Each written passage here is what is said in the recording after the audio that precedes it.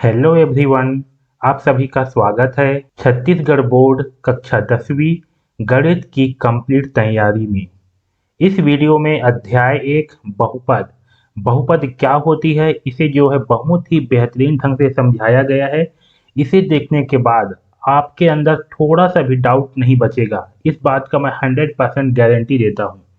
इस चैनल पर सोमवार से शुक्रवार शाम 4 बजे गणित कक्षा 10वीं की नई वीडियो अपलोड की जाती है और इस चैनल पर पूरा कंप्लीट कक्षा 10वीं गणित का बेहतरीन ढंग से तैयारी कराया जाएगा, जिसमें सारे अध्याय के सारे कॉन्सेप्ट और सारे प्रश्नावली के सारे प्रश्नों का हल जो है आपको दिया जाएगा। तो इस चैनल को जरूर सब्सक्राइब कर लीजिए और गणित का अच्छे ढंग से तैयारी करिए। तो चलिए अब स्टार्ट करते हैं। गुड मॉर्निंग स्टूडेंट्स, आप सभी का स्वागत है DKP एकेडमी में। मैं दीपक कुमार आप सभी का स्वागत करता हूं। आज के इस वीडियो में हम पढ़ने वाले हैं बहुपद अध्याय 1। ओके, तो सबसे पहले हम समझेंगे कि बहुपद क्या होता है। ओके, तो बहुपद से पहले भी हमें जो है कुछ और चीज़ों को समझना पड़ेगा, उसके बाद आगे जो है हम बहुपद क्या होता है उसे जो है समझेंगे। ओके, तो देखिए सबसे पहले समझते हैं संख्या। इसे आप जानते होंगे कि संख्या या नंबर जो है क्या होती है। तो देखिए संख्या क्या होती है, जैसे कि एक वर्ष में 365 दिन होते हैं। यहाँ पास क्या लिखाया है, एक वर्ष में कितने दिन होते हैं, एक वर्ष में 365 दिन होते हैं। ओके, तो जो ये 365 है जो आपका अंकों में लिखा हुआ है, इसे हम क्या कहेंगे, इसे जो है हम संख्या कहेंगे या नंबर कहेंगे। ओके, उसी प्रकार से एक वर्ष में 52 माह होते हैं, 52 सप्ताह होते हैं। ये क्या है आपका 52 जो है ये आपका अंक है, या इसे हम संख्या कहेंगे। है समझ में। तो जहाँ पास अंकों का उपयोग किया जाए तो उसे हम क्या कहते हैं, उसे हम संख्या कहते हैं या नंबर कहेंगे। ओके, तो ये क्या है आपका संख्या हुआ। अब देखिए यहाँ नीचे में एक अब दूसरी समझते हैं अक्षर संख्या क्या होती है। ओके, तो देखिए अक्षर, अक्षर से ही समझ में आ रहा है कि कुछ लिखा हुआ होगा, है ना। अक्षर आपका जैसे कि अनार क्या इस टाइप का कुछ होगा, लेकिन इसमें क्या है जो अंग्रेजी के अक्षर है। ओके, जो अंग्रेजी के अक्षर हैं, जब हम गणित में अंग्रेजी के अक्षर का उपयोग करते हैं उसे क्या कहते हैं, अक्षर संख्या कहते हैं। जैसे कि देखिए माना रायपुर से बिलासपुर की दूरी क्या है, 100 किलोमीटर है। हम यहाँ पर दूरी को क्या मान ले रहे हैं, x से मान ले रहे हैं।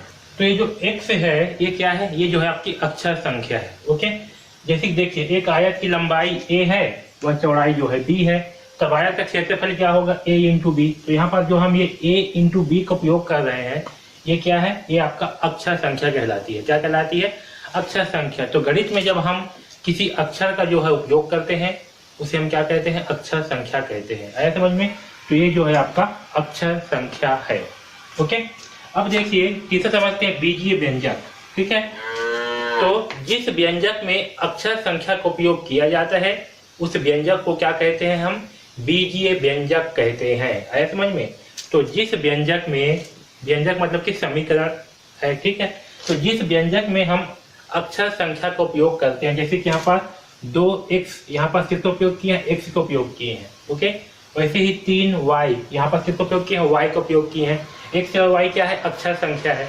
तो जिस भी व्यंजक में अक्षर संख्या का उपयोग किया जाएगा उस व्यंजक को हम क्या कहेंगे, उस व्यंजक को जो है हम बीजीय व्यंजक कहेंगे। क्या कहेंगे, उस व्यंजक को हम बीजीय व्यंजक कहेंगे। जैसे कि आपका ये है 2x + 3y + 1, यहाँ पास x और y का उपयोग किया गया है। ये क्या है, ये दोनों जो है आपके बीजीय व्यंजक है। इसी प्रकार से 2/x और x का वर्ग है, तो ये क्या है आपके x और x का वर्ग है।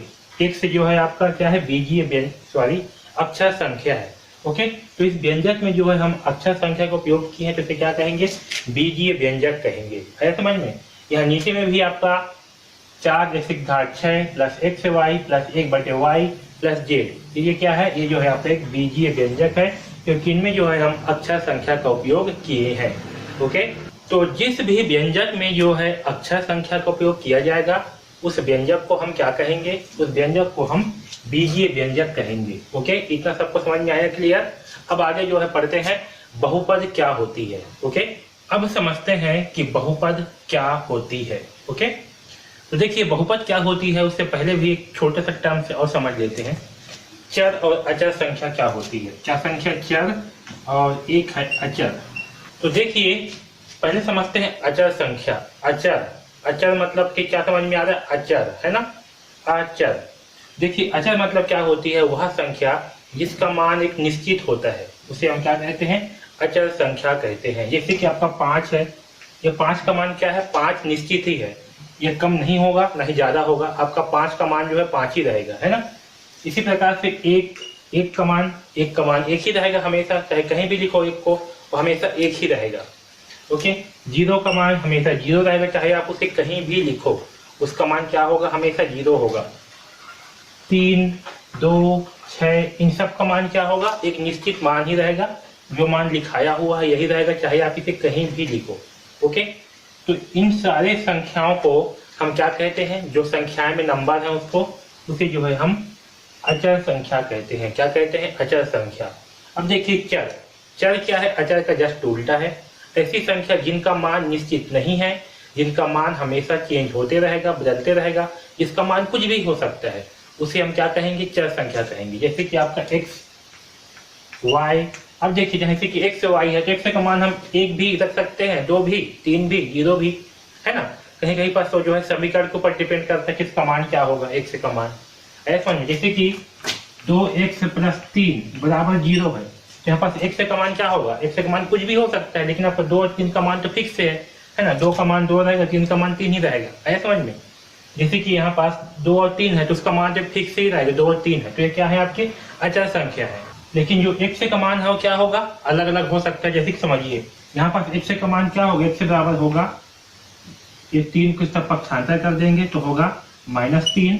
ओके, x का मान आएगा -3/2। यहाँ पास क्या आया, x का मान -3/2। लेकिन यही पास अगर मैं 3x + 3 = 0 करूं तो यहाँ पास x का मान क्या आएगा, तो यहाँ पास जो है x का मान कितना आएगा, -1 आएगा, है ना। तो x का मान क्या हुआ, बदला, एक बार -3/2 आया, एक बार में क्या हो गया, x का मान 2 आ गया। ठीक है, तो x का मान क्या है, निश्चित नहीं है, इसका मान जो है एक निश्चित मान नहीं होगा, इसका मान अलग अलग होगा। इसी प्रकार से y, इसी प्रकार से आप कुछ भी रख सकते हो, a b z, इस प्रकार से, है ना। तो जो अक्षर संख्याएं हैं जनरली वो क्या होती हैं, आपकी चर संख्याएं होती है, यानी कि उसका मान जो है बदलते रहेगा। और जो अचर संख्याएं हैं वो आपके नंबर से होती हैं, वो सब क्या होती हैं, वो जो है आपकी अचर संख्या होती है। ऐसे समझ में, तो ये है चर संख्या और ये है अचर संख्या। अब समझते हैं बहुपद क्या होती है। तो देखिए, जिस बीजीय व्यंजक में प्रत्येक अक्षर संख्या की घात पूर्ण संख्या होती है उसे बीजीय व्यंजक को हम बहुपद कहते हैं। तो देखिए, जो आपका बहुपद है, बहुपद क्या है, आपका बीजीय व्यंजक का एक प्रकार है। ओके, और कैसा प्रकार, तो ऐसा बीजीय व्यंजक, यानी कि हम ऐसा बीजीय व्यंजक को बहुपद कहते हैं जिसकी, मतलब जिस बीजीय व्यंजक में जो चर संख्याएं हैं उसकी घात अगर पूर्ण संख्या हो, ठीक है, क्या हो, पूर्ण संख्या, उसे हम क्या कहते हैं, बहुपद कहते हैं। अब समझिए कि पूर्ण संख्या क्या होती है। तो पूर्ण संख्या क्या होती है, पूर्ण संख्या जो है 0 से लेकर के अनंत तक जितने भी आपकी धनात्मक संख्याएं हैं, जो धन वाली संख्याएं हैं, ठीक है, ये सब क्या है, जो ये सब जो है आपके पूर्ण संख्याएं कहलाती है। ओके, 0 से लेकर के 1 2 3 4 5 6 7 8 ऐसे करते हुए अनंत तक जो पूरी संख्या है वो सब क्या कहलाती है, आपके पूर्ण संख्याएं कहलाती है। ओके, तो बहुपद क्या होती है, जिस बीजीय व्यंजक में प्रत्येक अक्षर संख्या की घात, ओके, पूर्ण संख्या होती है, उस बीजीय व्यंजक को हम बहुपद कहते हैं। आया समझ में।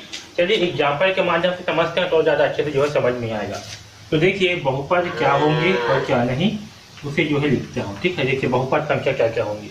यहाँ देखिए पहले एग्जाम्पल में यहाँ पर अक्षर संख्या क्या है, 1 से है, 1 से की घात में क्या है, 2 है, और 2 क्या है, आपका पूर्ण संख्या है। ओके, तो ये 2 1 से की घात 2 + 3 ये क्या होंगे, आपके बहुपद होंगे। क्यों, क्योंकि जो इसमें अक्षर संख्या इसकी घात क्या है, एक पूर्ण संख्या है, इसलिए क्या होगा, ये बहुपद होगा। ठीक है, तो 2 1 से की घात 2 + 3 क्या होगा, बहुपद होगा। ओके, अब देखिए दूसरी संख्या क्या है, 1 से की घात वर्गमूल x + 3 दिया हुआ है। ओके, अब देखिए यहाँ पर क्या दिया है, वर्गमूल x + 3। अब समझिए ये जो वर्गमूल है, ओके, ये किस में लगा है, x में लगा हुआ है। किस में लगा है, वर्गमूल x में लगा है। तो 1 से की घात क्या होगा, इस वर्गमूल का मान क्या होता है, इस वर्गमूल का मान होता है 1/2। ओके, यानी कि यहाँ पास 1 से की घात कितना है, 1/2 + 3। इसे हम क्या लिख सकते हैं, इसे जो है हम 1 से की घात 1/2 + 3 लिख सकते हैं। और अब देखिए यहाँ पास ये जो 1 से की घात 1/2 है, ये जो 1/2 है, ये क्या है, 1/2 आपका पूर्ण संख्या नहीं है। ओके, इसलिए x की घात 1/2 आपका बहुपद संख्या नहीं होगा। आया समझ में? यहाँ पास क्या होगा, x की घात 1/2 + 3 आपका बहुपद नहीं होगा, क्योंकि जो अक्षर संख्या है, चर संख्या, इसकी घात क्या है, पूर्ण संख्या नहीं है। पूर्ण संख्या क्या होती है, 0 से लेकर के अनंत तक 1 2 3 4 ऐसे जो पूरी संख्याएं हैं, इसके बटे वटे में कुछ नहीं होना चाहिए। ये संख्या क्या कहलाती है, आपकी पूर्ण संख्याएं कहलाती है। तो यहाँ पास क्या है, x की घात में यहाँ पास 1/2 है, ठीक है। इसीलिए ये क्या हो गई, ये संख्या जो है आपका बहुपद संख्या नहीं होगा। आया समझ में? आगे देखिए, 3x की घात 5 + 6/x। ओके, यहाँ पास क्या है, देखिए 3x की घात 5 + 6/x। ओके, अब देखिए यहाँ पास ये जो 3x की घात 5 है, तो यहाँ पास क्या है, x की घात में 5, ये क्या है, आपका पूर्ण संख्या है, लेकिन 6/x से है। ओके, तो जब x को हम ऊपर लेकर के आएंगे, यहाँ पास x किस में है, तो यहाँ पास x जो है आपका बटे में है। तो जब इस x को हम ऊपर लेकर के आएंगे तो क्या होगा, यहाँ हो जाएगा 3x की घात 5 + 6x की घात -1। क्या होगा, x की घात में जो है -1 आ जाएगा, -1 आ जाएगा। ओके, अब आपका -1 जो है पूर्ण संख्या नहीं है, इसलिए ये पूरी की पूरी संख्या भी क्या होगा, बहुपद संख्या नहीं होगा। है समझ में?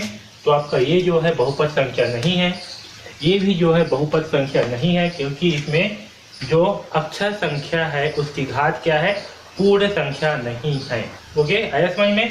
तो इन दोनों कंडीशंस को याद रखना। पहला तो जिस भी चर संख्या की घात में वर्गमूल होगा, या जो भी चर संख्या या जो भी अक्षर संख्या आपके बटे में होगा, वो संख्या बहुपद संख्या नहीं होगी।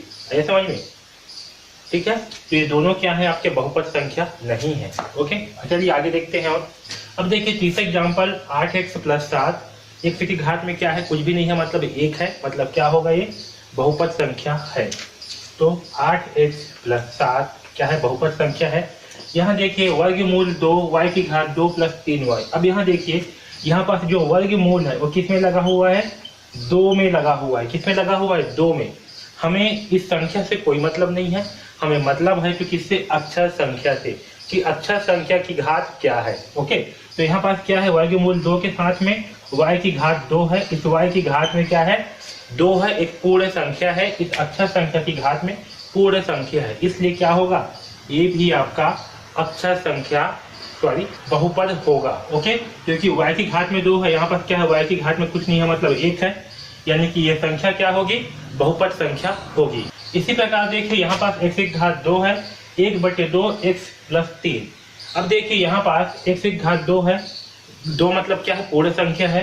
यहाँ पास x की घात में क्या है, 1 है, कुछ नहीं है, मतलब क्या है, 1 है, यानी कि x की घात में पूर्ण संख्या है। ओके, इसके सामने में क्या है, इससे मतलब नहीं है हमें, ठीक है। ये जो x है अक्षर संख्या है, इसके सामने में बटे रहे या फिर वर्गमूल रहे, इससे कोई मतलब नहीं है। है समझ में? हमें x से मतलब है, किससे मतलब है, हमें x से अक्षर संख्या से मतलब है। इसकी घात जो है वो पूर्ण संख्या होनी चाहिए, फिर वो आपका बहुपद है। आया समझ में? तो भी क्या होगा, आपका बहुपद होगा, यानी कि x की घात 2 - 1/2 x + 3, ये क्या होगा, आपका बहुपद संख्या होगा।